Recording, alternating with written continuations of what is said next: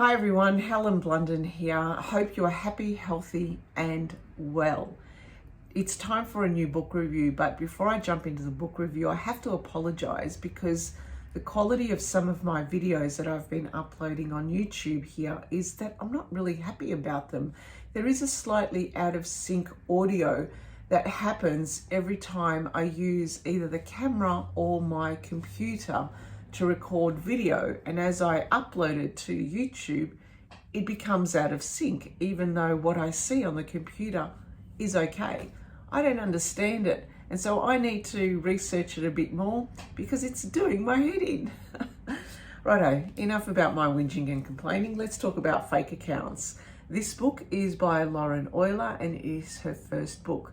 She's a great writer, and in fact she has written a lot of essays and articles in different magazines such as the London Review of Books and the Guardian and New York Times. And so she writes really well and I loved her writing. But I have to say first that this book was published last year and I said it was her first book. And I found out about this book in another review that I was reading in the Guardian, and this book was mentioned. And it seemed interesting by the account that they were writing about. So I looked it up online at my library. As you can see, it is a library book and it had it there ready to be reserved. I reserved it and went out and got it and I read it. Now, before I read it, and I know you shouldn't do this, but I did it this time around for whatever reason, I got onto Goodreads and I started reading the review of this book. Now on Goodreads, there was a lot of 1 and 2 stars. A lot of people were complaining about this, that it didn't have a plot, that there was no storyline to it. And I thought to myself, oh my God, I'm going to read something and it's going to be another book that I'm going to put aside. And lately I've been putting books aside like there's no tomorrow. And I hate that feeling when I put them aside, because what happens is I lose my reading mojo. And if I lose my reading mojo, it takes me a hard time to just go back into reading. And I hate that, because then I'm going from one book to the next. I'm going, why can't I read a book? Why can't I get into it? But I was really surprised with this book, because despite the 1 and 2 stars, I read the book in its entirety. And I really liked it in the sense that it held me, okay? I didn't like it for its topic. And the topic was about, if I actually kind of think about the topic and why I got sucked into it, is because in the last few months, I have got off social media, and I'm so happy that I've got off social media, off the entire lot, simply because I just don't understand it, of how people have become so addicted to it. And in that time that I've been off it, I see it for what it is, and I see it so crystal clear how things have gone so awry. They've gone off the path of what social media used to be like many years ago, to something that is demented, that is something that is changing the way we interact, and something that is changing the way we communicate with each other, and the way that we don't have trust anymore. And that is the topic of this book. So Fake Accounts is about this young American lady who has a vermin of a boyfriend called Felix. And they've been going out together, but, things, in the relationship are going to that point where, she doesn't want to really be with him anymore, but, he's there. But she finds out that he has some social media accounts, that he's a conspiracy theorist. Bloody conspiracy theories. That was another thing why I hated social media. Anyway, so she finds out that he's a conspiracy theorist, and he's a very popular one at that. And he's got all these social media accounts spouting bullshit conspiracy theories. And she thinks to himself, oh my God, how much don't I know of this person that I've been living with for all this time? So she decides, rather than to cut him off, which if I found I had a boyfriend he was a conspiracy theorist. Out. Anyway, that's not about me. So she decides that she's going to split up with him. But before she does, before she even has a chance to split up with him, he dies. There's a twist in the book, and I'm not going to reveal what that twist is, but it just goes to show how much of a dickhead this guy is. Anyway, so he dies and she is overcome by guilt, but then she's also not overcome by guilt. She decides to quit her work and go to Berlin, where they first met in Berlin.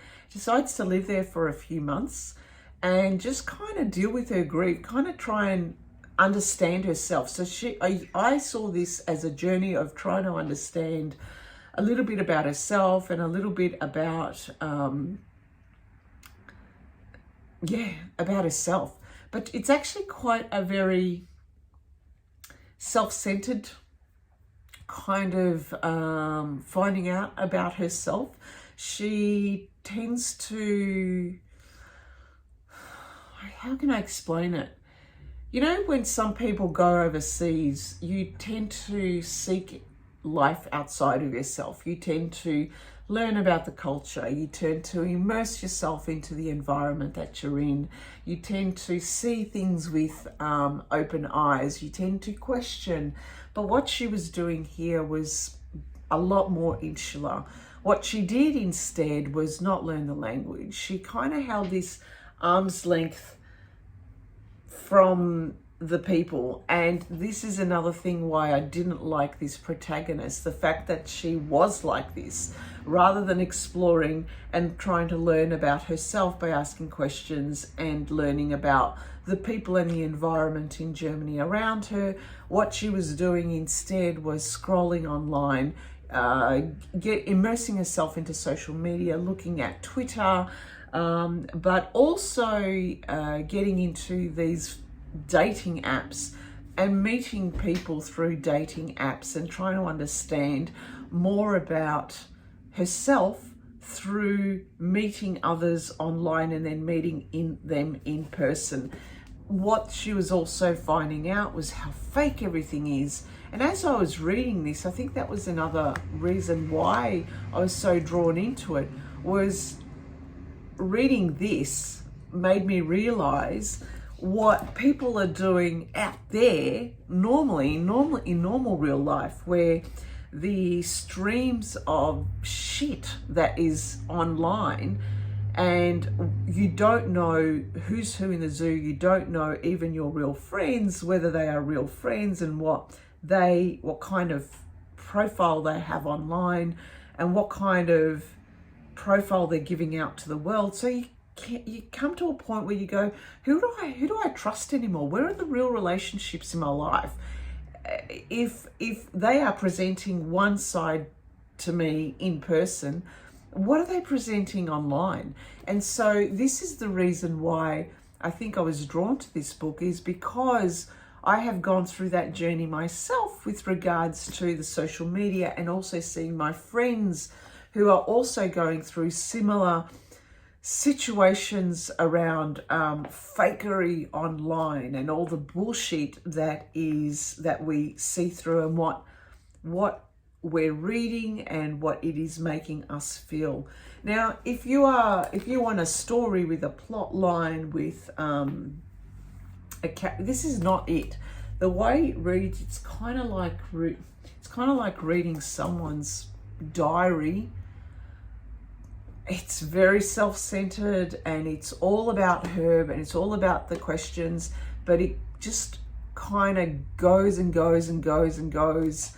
There is a twist in the end that kind of pulls it all together and makes you realize how much of a victim we are through our own feeds sometimes, and what is being fed to us that makes us question everything, or makes us realize that we only see one picture, and we don't even see that one picture itself, because we don't even know if that picture is true.